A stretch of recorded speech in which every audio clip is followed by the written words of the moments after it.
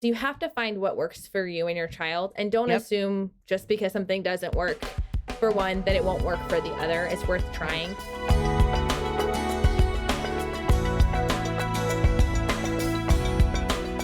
Let's talk about kids for a few minutes. I think most of us, even those type A moms who have it all together, if she's got more than one kid, it's likely that she probably has a child who is highly distracted and who just has a hard time focusing. So what encouragement can you give for those moms? Well, the first thing is just to be patient with your kids, and understand that it's a process and that there are training things that need to happen. This is not something for most kids that comes supernaturally. Yeah. And then the big thing is really looking at those environmental distractions. I know we talked about that on Wednesday, but those environmental distractions for kids are huge. We as homeschool moms oftentimes look at all the Pinterest boards of all the pretty homeschool rooms, and we want to have the charts on the walls and the fun colors and all the paintings and all the things. And in reality, typically the highly distracted homeschooler children are going to get distracted by those things. And they actually do better typically in a more minimal environment. And that doesn't mean you have to be a minimalist or your whole home has to be minimal, but maybe that means that child needs to work in a different atmosphere than the rest of those places. Maybe if you have a homeschool room, they need to do better in the living room than working with everybody else. The other thing is noise, right? Our distracted kids, noises can be very distracting. So noise canceling headphones have been a lifesaver in our home. You can get them from Walmart, Amazon. They're like $10. You don't have to buy super fancy ones. And having my kids be able to just kind of block out the external, they can still hear me, right? They can still hear my voice, but it blocks out a lot of that white noise and helps a lot with being able to focus. Yeah, that is such a great point. And it's just so funny as you're talking and it's like, yep, that's me. I cannot focus if it's something that I need to focus on. Yes. If I'm reading something that I really need to concentrate on, or if I'm writing something or, studying something, if I'm preparing, to speak, anything like that, I have to have complete, absolute silence. And so I'll put earplugs in. No, sometimes I'll go to the library and I'll just put earplugs in. I cannot have any distractions around me because otherwise I just can't focus on what I'm trying to do. But my husband is the complete opposite. He and my oldest daughter, actually both of my girls, to a point, they need to have something going on in their ears in order to be able to really focus and concentrate. It's the most interesting thing. And when Garrett was going through college, he would listen to music loud as he was writing his papers. And I was like, how in the world?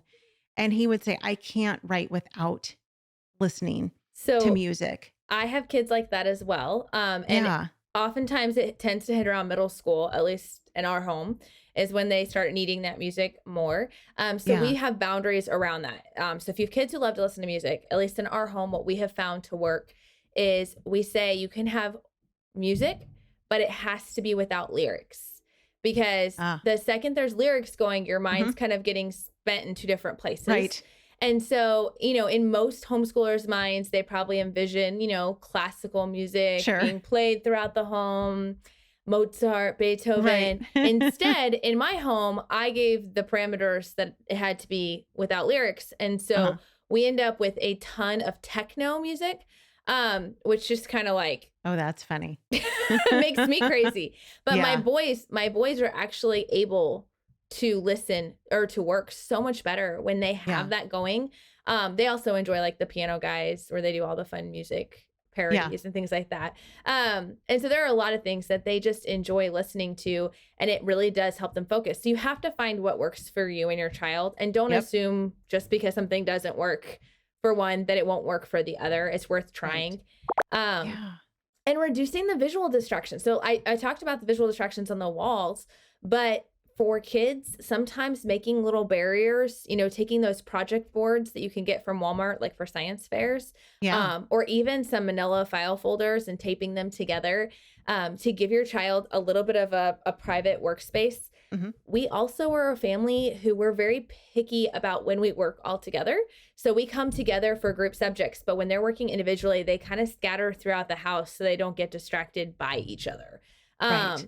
So just thinking through what works for you and your children is a huge help in that area. One of the greatest benefits of homeschooling is Mm-hmm. that there is not a classroom in the world that I know of where a teacher can take each individual child and say, okay, here is your learning style and here are your learning abilities. And oh, Johnny needs noise canceling headphones and, Michael needs techno music playing in his ears. Okay, let me cater to each one of these child's, needs.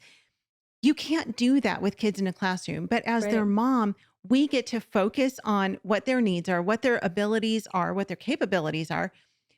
And we can really help them to learn and to be able to focus on the task at hand. And it's part of our job as their mom to teach them how to do those things, right? And in teaching them as their homeschool teacher, we have such an advantage over kids who are in a classroom.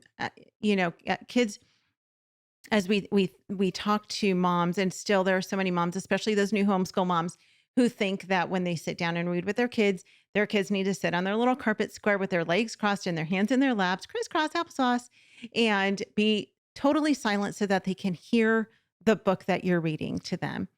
And every seasoned homeschool mom that I know will tell all of the new homeschool moms, no, your kids need to move. They need to do something with their hands.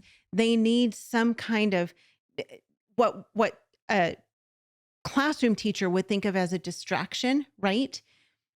Our kids need that. They need Play-Doh. They need to draw. They need to color. They need some kind of fidget in their hands. They need to be flipped upside down, standing on their head so that they can listen to what it is that you're saying to them so that they can actually learn. And so what a classroom would see as a distraction, we get to see as homeschool moms as an advantage to teaching our kids in the home. Homeschool Insights is sponsored by CTC Math. If you're looking for a great online math program, visit ctcmath.com and try it for free.